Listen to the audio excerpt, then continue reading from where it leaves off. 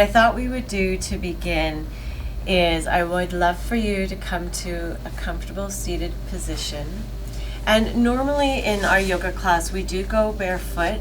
This is one of the great reasons there's so many great reasons to practice yoga. One is that your feet are free from shoes. So, or we sometimes call them like foot coffins. So your feet get to be free, your toes get to spread, and you get to just connect from the ground up. Did you know that weak toes are very problematic for folks as they age? And it is a great contributor to why folks fall.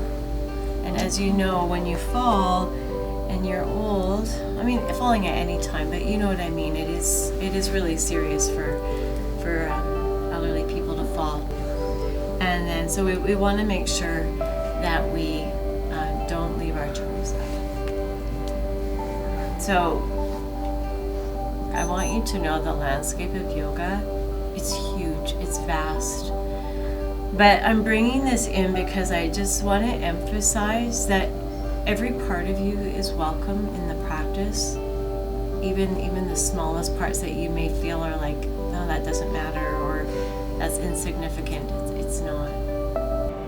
So if you're like, I've got this, then it means you keep doing it. My meditation teacher, his name's Jack Cornfield, he says there's no such thing as a one-walk dog. It's not like, yeah, I walked my dog, I'm good. I've got toe spread. Oh, I practiced yoga once, I'm good. It's like it's a continual daily practice, actually. I want you to think of like one thing that you like about the practice of yoga, and have that be the reason that you come. So maybe you're like, she nailed it, I love toes. So now I'm gonna practice yoga for the rest of my life. Or maybe it was just coming to my breathing. That was enough, and so that will be what will be the kind of the reason that will get me to my mat. Or maybe it was I really wanted that IT stretch. I want to stretch. That will be the reason.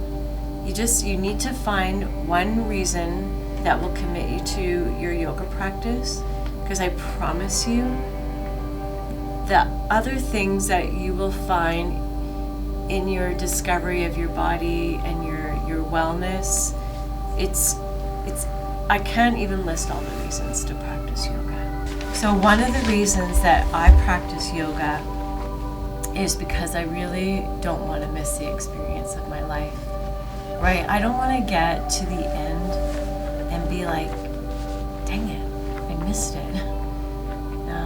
Then it's done. And so what yoga does is it reminds me to stay present and how to hold life, and not just the hard things. I think sometimes people are like, oh, it's like life is hard, I should practice yoga so I can calm myself. Life is also beautiful. And have you ever been like in like a really beautiful moment, like a sunrise, or like having like the best ice cream, and it's like, how do I be in this moment? It's so beautiful.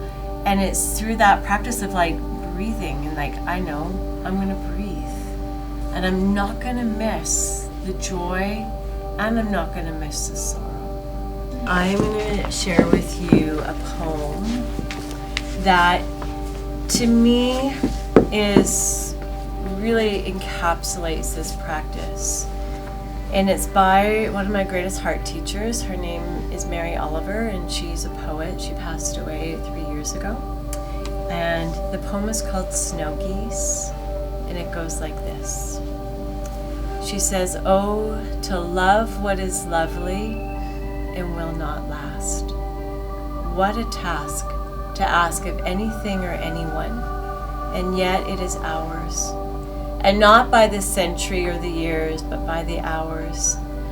One fall day I heard above me and above the sting of the wind a sound I did not know, and my look shot upward. It was a flock of snow geese. And they were winging it faster than the ones that we usually see, and being the color of snow and catching the sun, so they were in part at least golden. And I held my breath as we do sometimes when something wonderful has touched us. So the geese flew on, and I've never seen them again." Maybe I will someday, somewhere. Maybe I won't. It doesn't matter. What matters is that when I saw them, I saw them. So you're breathing with me. I think sometimes, you may hear a yoga teacher or a speaker or any kind of teacher, and like the words can fall out of our mouths, and there's the quotes and the slogans, and it's like, what does it mean?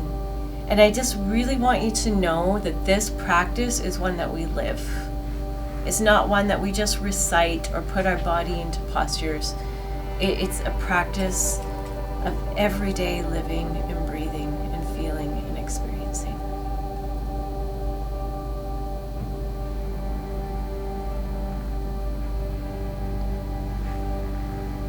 So we're breathing in.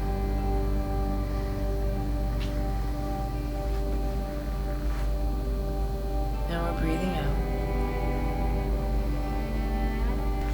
And here's a poem for you to guide you into your posture. The poet, her name is Linda Paston, was sitting with her father who was dying, and he was fighting in his dying process. And she said to her father, "Do you remember when you taught me how to swim? Let go," you said.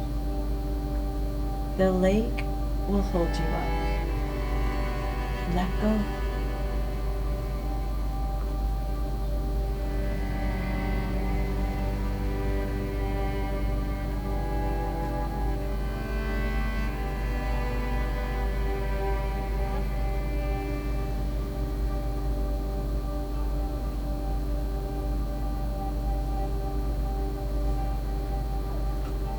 And let's breathe together. Take an inhale. And through your exhale, the palms start to come together. Feel that moment when they touch. Don't miss it. The thumbs come to the sternum. Again, we can bow to this present moment. And I wish you all peace and love. Thank you for sharing this practice with me.